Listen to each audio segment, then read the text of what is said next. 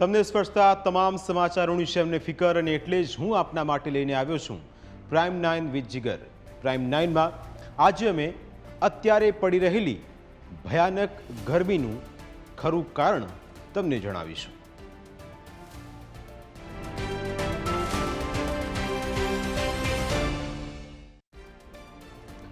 આકરા તાપ માટે આખરે વિલન કોણ છે? ગુજરાત સહિત સમગ્ર દેશમાં અસહ્ય ગરમી પડી રહી છે. આ ગરમી પડવા પાછળનું કારણ શું છે? આ કારણ છે અલ નીનો. ગુજરાતીમાં આપણે જેનો ઉચ્ચાર અલ નીનો તરીકે કરીએ છીએ, એ અલ નીનોના કારણે ગુજરાતીઓ કાળઝાળ ગરમીમાં શેકાઈ રહ્યા છે. બલકે આખી દુનિયા કાળઝાળ ગરમીમાં શેકાઈ રહી છે. જો કે ગંભીર વાત એ છે કે અલ નીનોની અસર સળંગ બીજા વર્ષે અનુભવાઈ રહી છે, અને એટલે જ આપણે બધા આ ગરમીમાં દાઝી રહ્યા છે. આખરે અલ નીનોનું આક્રમણ કેવી રીતે થઈ રહ્યું છે? 7-8 વર્ષમાં એકવાર તેની ગંભીર અસર અનુભવાય છે.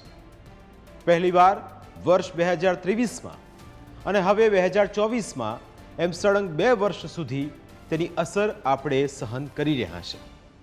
સળંગ 2 વર્ષ સુધી અસરનું કારણ સૌથી મોટું જો કોઈ હોય તો તે છે ગ્લોબલ વોર્મિંગ. સામાન્ય રીતે અલ નીનોની અસર 8 થી 10 મહિના સુધી જોવા મળતી હોય છે. 2023માં ડિસેમ્બરમાં અલ નીનોની અસર પીક પર હતી, અને ત્યારબાદ તેના પરિણામો પણ આપણે બધાએ ભોગવ્યા હતા. મે મહિના સુધી અલ નીનોની અસર જતી રહેશે અને લા નીના શરૂ થશે એવું મનાતું હતું, પણ અત્યારે જે સ્થિતિ છે એ જોતા અલ નીનોની અસર ઘટવાના કોઈ લક્ષણો દેખાતા નથી. અલ નીનોની અસરનો ગાળો વધી રહ્યો છે એ ખતરાની નિશાની છે. અલ નીનો ઇફેક્ટ ચાલુ રહે તો સતત ગરમી પડ્યા કરે અને આપણે શેકાયા કરીએ.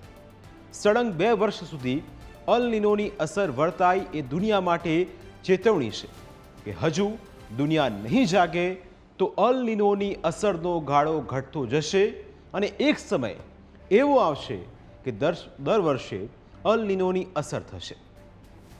આ ચેતવણીને સમજવા અલ નીનો શું છે એ સૌથી પહેલાં આપણે સમજીએ. આ અલ નીનો શું છે તેની વાત કરતાં પહેલાં તેની આ વર્ષે કેવી અસર હશે એ સૌથી પહેલાં જાણી લઈએ. યુનાઇટેડ નેશન્સે આ વર્ષે જાન્યુઆરીમાં જ ચેતવણી આપી હતી કે અલ નીનોના કારણે આ વર્ષે ભયંકર ગરમી માટે તૈયાર રહેવું પડશે, અને એની અસરો પણ આપણે બધા ભોગવી રહ્યા છે. સૌથી પહેલાં એ જાણો કે યુએનની ચેતવણી શું હતી. અલ નીનોની અસર રહેશે તેવું યુએને સ્પષ્ટ કર્યું હતું. આ વર્ષે 2023ની સરખામણીમાં વધુ ગરમી પડશે તેવું પણ યુએનનું કહેવું છે. 2023માં ગરમીએ બધા જ રેકોર્ડ તોડી નાખ્યા હતા. 2023 કરતાં પણ વધારે ગરમી આ વર્ષે પડી રહી છે. યુનાઇટેડ નેશન્સની આગાહી સાચી પડી રહી છે. હવે અલ નીનો ઇફેક્ટની વાત કરીએ, જેનાથી આપને ખ્યાલ આવે કે અલ નીનો આખરે છે શું. પૃથ્વીના વાતાવરણનો આધાર એ પેસિફિક મહાસાગરમાં થતા ફેરફારો પર છે. અલ નીનો પેસિફિક મહાસાગરમાં ઉદ્ભવતી આખી એક ઘટના છે. હવામાન સંબંધિત ઘટના, જેના કારણે તાપમાન ખૂબ વધે છે. અલ નીનો અને લા નીના એકબીજા સાથે સંબંધિત છે, એટલે કે જોડાયેલા છે. અલ નીનો પછી લા નીના આવે છે. અલ નીનોના કારણે કાળઝાળ ગરમી પડે અને લા નીનાના કારણે સારો વરસાદ પડે છે. અલ નીનોની પાછળ જ લા નીના આવે છે, એટલે કે ભયંકર જો ગરમી પડી હોય તો ત્યારબાદ એટલો જ વરસાદ પણ પડી શકે છે. જે વર્ષે કાળઝાળ ગરમી પડે એ વર્ષે વરસાદ સારો થાય છે એ લોકોને ખબર છે, પણ અલ નીનો અને લા નીના ઇફેક્ટને કારણે એ થાય તેની મોટા ભાગના લોકોને ખબર નથી. પેસિફિક મહાસાગરમાં અલ નીનો અને લા નીનાની ઘટના બંને છે, પણ તેની અસર આખી દુનિયા પર પડે છે. પેસિફિક મહાસાગર એ ભારતથી હજારો કિલોમીટર દૂર આવેલો છે, પણ પેસિફિકમાં થતી અલ નીનો અને લા નીનાની અસર ભારતના ચોમાસા પર તેમજ ભારતની ખેતી પર જોવા મળે છે. અલ નીનો અને લા નીના પેસિફિક મહાસાગરની સપાટીના તાપમાનમાં જોવા મળતા ફેરફારો દર્શાવે છે, જેની સીધી અસર ભારત સહિત આખી દુનિયાના મોસમ પર પડે છે. સ્પેનિશ ભાષામાં અલ નીનોનો અર્થ એક નાનો છોકરો થાય છે. એટલે એક સ્પેનિશ ભાષામાં તેનો અર્થ શું થાય, પણ હવે તેની અસર કેવી થાય એ પણ જુઓ. પેસિફિક મહાસાગરની સામાન્ય હવામાન પેટર્ન એક બદલાઈ જાય છે. સામાન્ય રીતે મહાસાગરમાં પવનો પૂર્વથી પશ્ચિમ તરફ ફૂંકાવાના શરૂ થાય છે. આ પવનોના કારણે પૃથ્વી પર બહુ જ ગરમી પડતી નથી. પવનો ગરમ પાણીને પશ્ચિમ પેસિફિક મહાસાગર તરફ ધકેલે છે. અલ નીનો દરમિયાન આ પવનો નબળા પડી જાય છે. ગરમ પાણી મધ્ય અને પૂર્વ પેસિફિક મહાસાગરમાં ફરી વળે છે. અલ નીનો અસરના કારણે તાપમાન ખૂબ જ વધી જાય છે. હવે પશ્ચિમ પેસિફિક ક્ષેત્રમાં હાજર ગરમ સપાટીનું પાણી વિષુવવૃત્ત સાથે પૂર્વ તરફ જવાનું શરૂ કરે અને ભારત પૂર્વમાં હોવાથી ભારતના હવામાનને અસર કરે છે. આ કારણે દક્ષિણ એશિયા વિસ્તારમાં ભયંકર ગરમી પડે છે અને દુષ્કાળની સ્થિતિ સર્જાવા લાગે છે. ભારત દક્ષિણ એશિયામાં હોવાથી અલ નીનોની અસરને કારણે ભારતમાં ગરમી વધે છે. અલ નીનોના કારણે ઉત્તર અમેરિકા અને કેનેડાના વિસ્તારો સામાન્ય કરતાં વધુ સૂકા અને ગરમ બને છે. પણ યુએસ અને ખાડીના આરબ દેશો અને દક્ષિણ પૂર્વમાં આ સમયગાળા દરમિયાન સામાન્ય કરતાં વધુ ભેજવાળા હોય છે, તેથી વરસાદ વધુ પડે છે. અલ નીનો દરમિયાન ભારતમાં પુષ્કળ ગરમી અને ઓછા વરસાદ જેવી અસરો પણ વર્તાતી રહે છે. અને એટલા જ માટે અલ નીનોની બીજી અસર શું હોઈ શકે એ પણ જુઓ. વરસાદ ઓછો પડે તો કેટલાક વિસ્તારોમાં દુષ્કાળ પડે છે. અલ નીનોના કારણે કૃષિ, જળ સંસાધનો અને ઇકોસિસ્ટમને સીધી અસર કરે છે. અલ નીનોની અસરથી ભારતમાં ગયા વર્ષે ઓગસ્ટમાં જ વરસાદ જ પડ્યો ન હતો. છેલ્લો એક સદીમાં સૌથી સૂકો ઓગસ્ટ મહિનો 2023નો હતો. કર્ણાટક અને મહારાષ્ટ્રના શેરડી પકવતા વિસ્તારોમાં તેની સીધી અસર જોવા મળી હતી. 2023માં દુષ્કાળ અને પાણીની અછતનો સામનો કરવો પડ્યો હતો. મહારાષ્ટ્રમાં ચોખા અને કઠોળના પાકને પણ ગંભીર અસર થઈ હતી. આ ઉપરાંત ભારતમાં અનિયમિત અને વિલંબિત વરસાદના કારણે દુષ્કાળ જેવી સ્થિતિ પણ ઊભી થઈ હતી. ભારતમાં 2023માં સામાન્ય વરસાદ કરતાં 6% ઓછો વરસાદ પડ્યો હતો. 2023માં અલ નીનોની ઘટનાએ ભારતીય ખેડૂતોને ખૂબ નુકસાન પહોંચાડ્યું. ખેડૂતોને સિંચાઈ માટે પૂરતું પાણી ન મળતા પાક ઉત્પાદનમાં પણ ઘટાડો નોંધાયો હતો. ભારતીય કૃષિ ક્ષેત્ર પર નકારાત્મક અસરો તેની જોવા મળી હતી. ઉત્પાદનમાં ઘટાડો થયો અને ખાદ્ય પદાર્થોના ભાવમાં પણ વધારો થયો હતો. આ વખતે અલ નીનોની અસર લંબાય તો એ જ સ્થિતિ સર્જાઈ શકે છે. પણ આખરે આ બધું થઈ રહ્યું છે તેની પાછળ જવાબદાર છે કોણ? આખરે આવી સ્થિતિ ઊભી થવા પાછળના કારણો શું છે? કેમ આ જ રીતની ભયંકર ગરમી પડી રહી છે? તેના વિશે પણ હજુ કરીશું વિસ્તારથી વાત એક નાનકડા બ્રેક બાદ.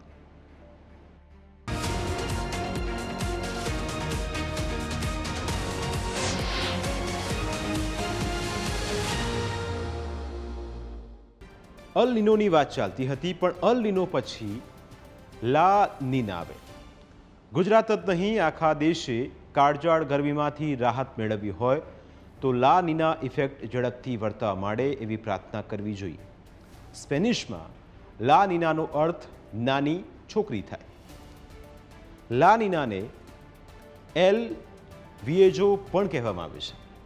લા નીનાની અસર અલ નીનોથી વિપરીત છે. લા નીના ઘટના દરમિયાન પવનો સામાન્ય કરતાં વધુ મજબૂત હોય છે કે જે એશિયા તરફ વધુ માત્રામાં ગરમ પાણીને ધકેલતા હોય છે. લા નીનાના કારણે પેસિફિક મહાસાગરના પૂર્વ મધ્ય ભાગમાં દરિયાની સપાટીનું તાપમાન સામાન્ય કરતાં ઓછું થઈ જાય છે.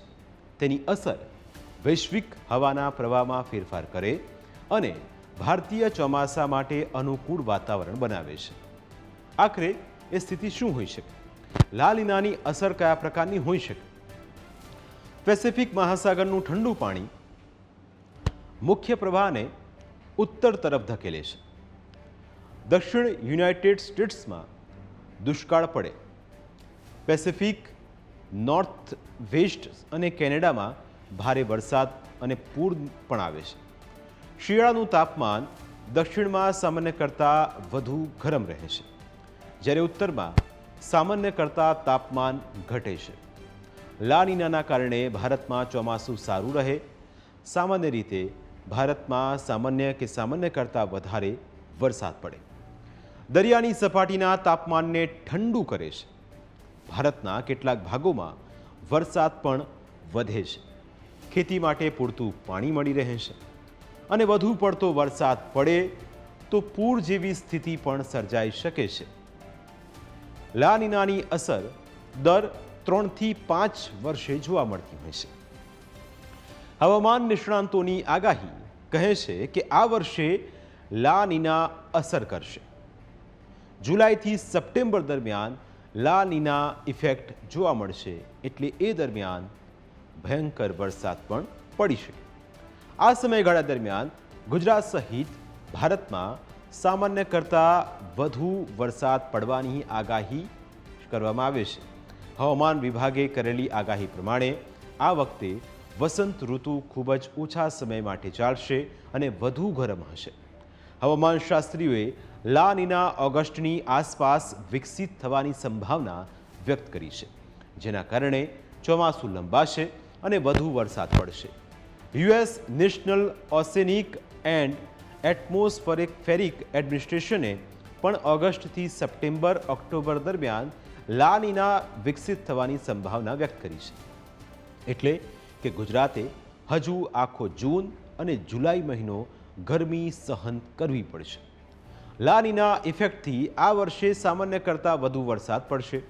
Asia Pacific economic cooperation climate સેન્ટરે જુલાઈથી સપ્ટેમ્બર સુધીમાં ચોમાસું કેવું રહેશે તેની પણ એક આગાહી કરી છે.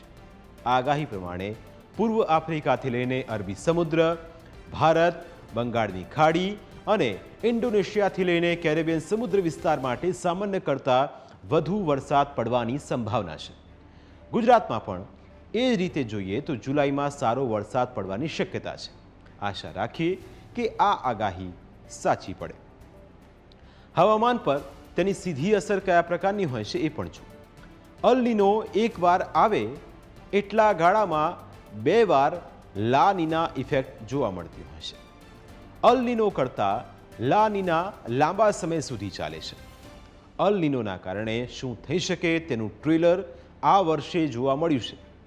અલ નીનોની સ્થિતિના કારણે માર્ચથી મે મહિના સુધી આકરી ગરમી ભારતમાં પડી રહી છે. ભારતના મોટાભાગના વિસ્તારોમાં તાપમાન સામાન્ય કરતાં વધુ છે અને અત્યારે પણ રાત્રે 10 વાગે તમે બહાર નીકળો તો પણ ગરમ પવનો ફૂંકાતા હોય છે. દેશના કેટલાક ભાગો, તેમાં પણ વિશેષ રૂપે રાજસ્થાન, ગુજરાત, મહારાષ્ટ્ર, ઉત્તર પ્રદેશ, બિહાર, ઝારખંડ, પશ્ચિમ બંગાળ સહિતના રાજ્યોમાં હીટવેવવાળા દિવસોની સંખ્યા વધી ગઈ છે. માર્ચ મહિનામાં ઉત્તર અને મધ્ય ભારતમાં હીટવેવની અસર રહી. માર્ચથી દક્ષિણ ભારતમાં આંધ્રપ્રદેશ, કર્ણાટક, તામિલનાડુના કેટલાક ભાગોમાં પણ કાળઝાળ ગરમી પડી રહી છે. પૂર્વોત્તર ભારત, મહારાષ્ટ્રના અનેક વિસ્તારો અને ઓડિશાના કેટલાક ભાગોમાં લૂની અસર વર્તાઈ રહી છે. દક્ષિણ ભારતમાં માર્ચ મહિનો શરૂ થતાં જ ગરમી થઈ ગઈ હતી શરૂ, અને તેલંગાણાના હૈદરાબાદ અને અન્ય વિસ્તારોમાં તો માર્ચથી જ ગરમીનો પારો 40 ડિગ્રીના સ્તરે પહોંચી ગયો હતો. હવે આ સ્થિતિ માટે હવામાન પર કયા પ્રકારની અસર પડે? સામાન્ય રીતે ભારતમાં ફેબ્રુઆરી એના કારણે અસર જોવા મળતી હોય છે. આ ઉપરાંત આ વર્ષે ભારતમાં ફેબ્રુઆરીમાં સરેરાશ લઘુત્તમ તાપમાન 14.61 ડિગ્રી સેલ્સિયસે પહોંચ્યું. 1901 પછી ફેબ્રુઆરીમાં સૌથી વધારે ગરમી આ વર્ષે પડી. અલ નીનો અને લા નીનાની સાથે ત્રીજી ઘટના પણ ખૂબ એક મહત્વની છે, કારણ કે પેસિફિક મહાસાગરમાં જ સર્જાતી આ ઘટનાને અલ નીનો સધર્દ ઓસિલેશન અથવા ENSO તરીકે ઓળખવામાં આવે છે. હવે એ વસ્તુ શું છે એ પણ સમજો. અલ નીનોની અસર કયા પ્રકારની હોઈ શકે એ પણ સમજો. અલ નીનો પેસિફિક મહાસાગરમાં સપાટીના પાણીને ગરમ કરે છે, એટલે ગરમી વધે અને ચોમાસાનો વરસાદ ઘટે છે. લા નીના ઇફેક્ટથી દરિયાની સપાટીના પાણીની ઠંડક વધે અને ભારત સહિતના દેશોમાં વરસાદ વધે. દરિયાની સપાટીનું તાપમાન લાંબા ગાળા સુધી સરખું રહે છે. છેલ્લા કેટલાક વર્ષોમાં ENSOનું પ્રમાણ ઘટ્યું છે. અચાનક પાણી ગરમ થઈ જાય કે ઠંડુ થઈ જાય એવા ફેરફારો જોવા મળતા હોય છે. અલ નીનો વોર્મિંગ અસર ધરાવે છે, જ્યારે લા નીના પૃથ્વીને ઠંડી કરે છે. કોઈપણ દાયકામાં સૌથી ગરમ વર્ષો સામાન્ય રીતે અલ નીનો વર્ષ હોય છે. અલ નીનો ઇફેક્ટનો વિચાર સૌપ્રથમવાર 1920ના દાયકામાં રજૂ કરાયો હતો. અત્યાર સુધીનું સૌથી ગરમ વર્ષ 2016 રહ્યું છે. 2016માં ગોડઝિલા અલ નીનો તરીકે ઓળખાતા. અત્યાર સુધીમાં સૌથી લાંબા અને સૌથી મજબૂત અલ નીનો ઇફેક્ટની અસર પણ જોવા મળી રહી છે. વૈજ્ઞાનિકો માને છે કે 2024નું વર્ષ 2016નો રેકોર્ડ તોડી નાખશે. અલ નીનો ઇફેક્ટની સમજ કેળવાય પછીના વર્ષો દરમિયાન ઘણા વર્ષે એવી ગરમી પડી કે અલ નીનોને સુપર સ્ટ્રોંગ ઇવેન્ટ ગણવી પડી હતી. એ વખતે તાપમાન સરેરાશ મહત્તમ તાપમાન કરતાં 2 ડિગ્રીથી વધારે થઈ ગયું હતું. કોઈપણ વર્ષમાં સળંગ 4 વખત તાપમાન સરેરાશ કરતાં 2 ડિગ્રીથી વધારે થઈ જાય તો તેને સુપર સ્ટ્રોંગ અલ નીનો કહે છે. અલ નીનો દરમિયાન તાપમાન કેવી રીતે વધે છે એ પણ જુઓ. 1965માં સરેરાશ કરતાં 2 ડિગ્રી સેલ્સિયસ તાપમાનમાં વધારો થયો. 1972-73માં સરેરાશ કરતાં 2.1 ડિગ્રી સેલ્સિયસ તાપમાન વધારે નોંધાયું. 1982-83માં સરેરાશ કરતાં 2.2 ડિગ્રી સેલ્સિયસ તાપમાન વધારે નોંધાયું. વર્ષ જેમ જેમ બદલાયા એમ તાપમાનમાં વધારો થયો. 1997-98માં સરેરાશ કરતાં 2.4 ડિગ્રી સેલ્સિયસ તાપમાન વધારે નોંધાયું હતું. 2015-16માં સરેરાશ કરતાં 2.6 ડિગ્રી સેલ્સિયસ તાપમાન વધારે નોંધાયું હતું. એટલે 1950થી અત્યાર સુધી 3 અલ નીનો આવ્યા. 1982-83માં સુપર સ્ટ્રોંગ આવ્યા. સળંગ 4 દિવસ તાપમાન સરેરાશ તાપમાનથી 2 ડિગ્રી સેલ્સિયસ વધુ જોવા મળ્યું. સુપર સ્ટ્રોંગ અલ નીનો ઇવેન્ટ તરીકે તેને ઓળખવામાં આવ્યું. 1997-98માં થઈ સતત 5 દિવસ તાપમાન ખૂબ જ વધારે જોવા મળ્યું. ત્રીજી સુપર સ્ટ્રોંગ અલ નીનો ઇવેન્ટ 2015-16માં જોવા મળી હતી. સતત 6 દિવસ તાપમાન ખૂબ વધુ રહ્યું. 2023-24ની અલ નીનો ઇફેક્ટને સુપર સ્ટ્રોંગ ગણતી નથી. સુપર સ્ટ્રોંગ અલ નીનો બની જશે એવી શક્યતા અત્યારે જોવાઈ રહી છે. અલ નીનો પછી આવતી લા નીના ઇફેક્ટના કારણે ભારે વરસાદ પડે છે અને અગાઉ પણ અમે આપને માહિતી આપી. હવામાન નિષ્ણાંતોના મતે અલ નીનોની અસર કાયમી થઈ જાય તો પૃથ્વી રહેવા લાયક જ ન રહે. તેથી આ વખતે સળંગ 2 વર્ષ સુધી અલ નીનોની અસર વર્તાઈ એ દુનિયા માટે ચેતવણી છે. ભવિષ્યમાં એની અસરો એટલી વિનાશક હશે કે માનવજાતના અસ્તિત્વ સામે સવાલ ઊભા થઈ જાય. ધીરે ધીરે પૃથ્વી રહી જ ના શકાય એવી અગનગોળો બની જશે. તેથી માનવજાત નષ્ટ થઈ જાય. અલ નીનો પછી લા નીનાના કારણે ભયંકર વરસાદ પડે, તેથી પૂરની સ્થિતિ સર્જાય અને એના કારણે પણ માનવજાત સામે ખતરો છે. આ સ્થિતિ ન આવે એ માટે ગ્લોબલ વોર્મિંગ ઘટાડવું જરૂરી છે. ક્લાઇમેટ ચેન્જ પરના પેરિસ સંમેલનમાં પૃથ્વીનું તાપમાન સરેરાશ 1.5 ડિગ્રી ઘટે એ દિશામાં પગલાં લેવાની ભલામણ કરાઈ હતી. છેલ્લા 50 વર્ષમાં તાપમાનમાં થયેલા વધારાના કારણે આપણે માત્ર ગરમી સહન કરતા નથી, પણ તેના કારણે સમગ્ર પૃથ્વીની સિસ્ટમમાં ભારે ગરબડ થઈ રહી છે. 1998થી સતત દર વર્ષે સરેરાશ તાપમાન વધતું રહ્યું છે અને 2016નું વર્ષ સદીઓમાં સૌથી ગરમ વર્ષ સાબિત થયું હતું. ગરમીના કારણે ઉત્તર ધ્રુવની હિમાચ્છાદિત પર્વતમાળાઓ અને દક્ષિણ ધ્રુવના હિમાચ્છાદિત મેદાનો ઓગળી રહ્યા છે. તેથી ધ્રુવ પ્રદેશો ઠંડક ગુમાવી રહ્યા છે. હજારો વર્ષથી જરાય ન ઓગળેલો બરફ પીગળીને મહાસાગરોમાં ઠલવાઈ રહ્યો છે. તેથી મહાસાગરના આંતરિક પ્રવાહો બદલાયા છે અને જળચર સૃષ્ટિ નાશ થવા પામી છે. બરફ પીગળવાથી મહાસાગરોમાં પાણીની સપાટી વધતી જાય છે. છેલ્લા 100 વર્ષમાં મહાસાગરોની સપાટી 9 ઇંચ જેટલી વધી છે. તે આગામી 2-3 દાયકામાં 6 ફૂટ વધી જવાની શક્યતા છે. ઉનાળો વધુને વધુ ગરમ થતા જશે એટલે ઉષ્ણ તાપમાન ઊંચું બનતું જશે. નાગરિકો જે ગરમીથી ટેવાયા ન હોય એવી ભયાનક ગરમી પડવાથી હજારોની સંખ્યામાં મૃત્યુ પામશે. આ સ્થિતિ પેદા ન થાય એટલે હવે જાગવું જરૂરી છે. પૃથ્વીનું તાપમાન ઘટાડવા માટે પગલાં પણ ખૂબ જરૂરી છે. કારણ કે આપણે પૃથ્વીનું જતન નહીં કરીએ તો પૃથ્વી પણ આપણે નહીં સાચવી શકે. પ્રાઇમ 9માં આજે બસ આટલું જ. ફરી મળીશું એક નવા મુદ્દા સાથે. ત્યાં સુધી રજા આપશો. નમસ્કાર.